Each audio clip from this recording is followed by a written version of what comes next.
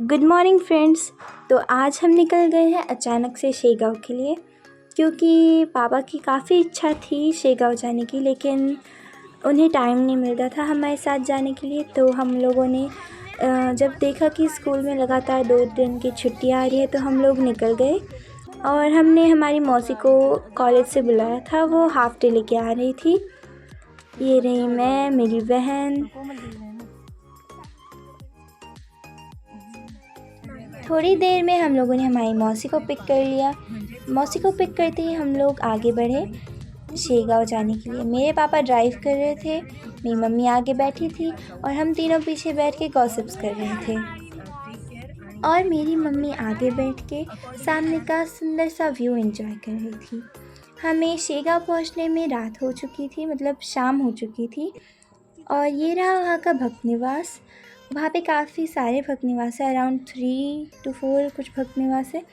और हम लोग इस वाले भक्त निवास में गए थे। हम लोग पहले भी इसी भक्त निवास में आए थे जब हम हमारे अपार्टमेंट की लेडीज़ के साथ आए थे। इस बार हम लोग पापा और मेरी मौसी के साथ आए हैं। तो वहाँ पे जाते ही हम लोग पहले रूम नोंदनी कराते हैं, यानी कि रूम बुक कराते हैं। यहाँ के रूम्स काफ़ी रीज़नेबल प्राइस पे मिलते हैं और अकॉर्डिंग टू प्राइस काफ़ी साफ़ और अच्छे होते हैं। हमें रूम भक्त निवास क्रमांक 1 में मिला था, जिसके बाद हम लोग कीज़ लेके हमारी रूम की तरफ निकले। यहाँ के भक्त निवास काफ़ी बड़े होते हैं और कंफ्यूजिंग भी, तो हमें थोड़ी देर लगी हमारा रूम ढूंढने में, लेकिन वहाँ के साइन बोर्ड्स की हेल्प से हम लोगों ने जल्दी हमारा रूम ढूंढ लिया। वैसे वहाँ के भक्त निवास कंफ्यूजिंग है, तो आप अगर कभी जाएं तो कंफ्यूज मत हो जाइएगा, वहाँ के साइन बोर्ड्स देख लीजिएगा। और ये था हमारा room. At according to the price काफ़ी प्यारा रूम था और मुझे ऐसा एनवायरनमेंट पसंद है। मैं वहाँ पे खिड़कियाँ खोल रही थी, जबकि मेरी बहन और मौसी रूम का टूर दे रहे थे और मेरी मम्मी सामान रख रही थी जगह पे, और मेरे पापा शायद से बाहर गए हुए थे। और ये काफ़ी मतलब अच्छा रूम है, सारी चीज़ें आपको यहाँ पे मिल जाएगी। सुबह नहाने के लिए गर्म पानी, सब कुछ।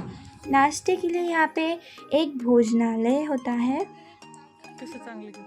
हर भक्त निवास के सामने काफ़ी सारे पेड़ लगे हुए हैं और काफ़ी सुंदर एक नहीं बहुत सारे गार्डन्स लगे हुए हैं जहाँ पे रात को काफ़ी लोग टहलते हैं।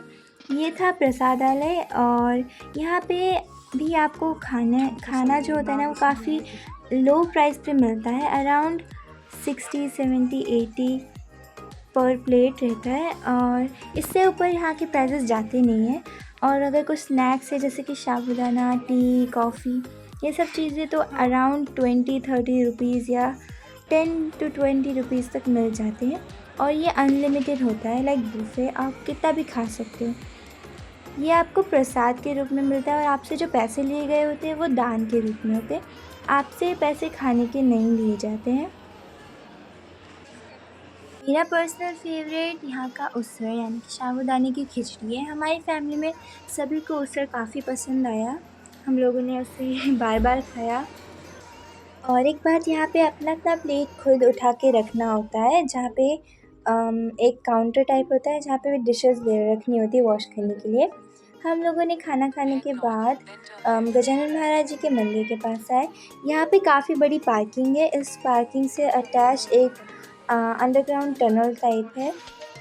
तो इस टनल से हम लोग, मतलब ये काफ़ी बड़ी टनल है, ये जाती है भक्त निवास के पास, ठीक है। जो इसका सबसे करीबी भक्त निवास है उसके पास जाती है।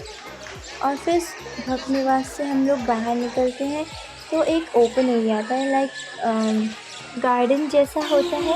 और वहाँ पे इतने प्यारे बर्ड्स आवाज़ कर रहे होते हैं, इतना पीसफुल इन्वायरमेंट क्रिएट कर रहे होते हैं। जहाँ से निकलने के बाद हम लोग आते हैं मेन एंट्रेंस पे। ये था वहाँ का एंट्रेंस और यहाँ से एंट्री करने के बाद हम लोग अंदर पहुँचते हैं। अंदर जाते ही हमें मतलब काफ़ी खुली जगह मिलेगी जहाँ पे लोग बैठे हुए हैं या आराम कर रहे हैं। और एक साइड पे आपको शू स्टैंड मिलेगा, एक साइड पे प्रसादालय और एक साइड से अंदर जाने की एंट्री। और उस मंदिर के बाहर काफ़ी सारे भगवानों के छोटे छोटे मंदिर भी हैं। जो कि काफ़ी सुंदर है। उन जिसके बाद हम लोग गए गजानन महाराज जी की समाधि स्थान पे, और यहाँ पे अलाउड नहीं होता है फ़ोटो वगैरह कुछ भी क्लिक करना। फिर वहाँ के हम लोगों ने दर्शन लेने के बाद अंदर आए। ये वाला जो एरिया है, यहाँ पे भी फ़ोटो क्लिक करना इतना अलाउड नहीं है। आज थी कृष्ण जन्माष्टमी, तो यहाँ पे भी कृष्ण जन्माष्टमी का जो उत्सव है, यहाँ पे काफ़ी धूमधाम से मनाया जा रहा था। इसी उत्सव के अवसर पे यहाँ पे पारायण भी होने वाला था, जिसमें काफ़ी सारे लोग कोऑर्डिनेशन के साथ एक इंस्ट्रूमेंट बजाते हैं, और ये इंस्ट्रूमेंट काफ़ी पीसफुल होता है इसका साउंड, जो कि मुझे काफ़ी पसंद है। और हम लोगों ने कुछ देर यहाँ पे बैठ के पारायण सुना, और मैंने कुछ क्लिप्स इसमें ऐड किए जो कि आप भी सुन सकते हैं।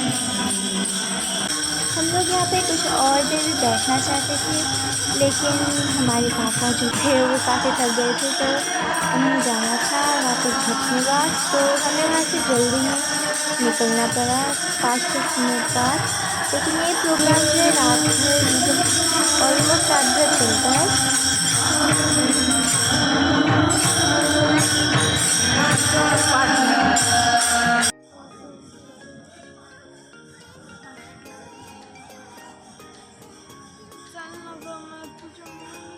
वहाँ से जाना तो हम में से कोई नहीं चाहता था, लेकिन दिन भर की ट्रैवल की वजह से हुई थकावट हमें ज़्यादा देर तक रुकने नहीं दे रही थी।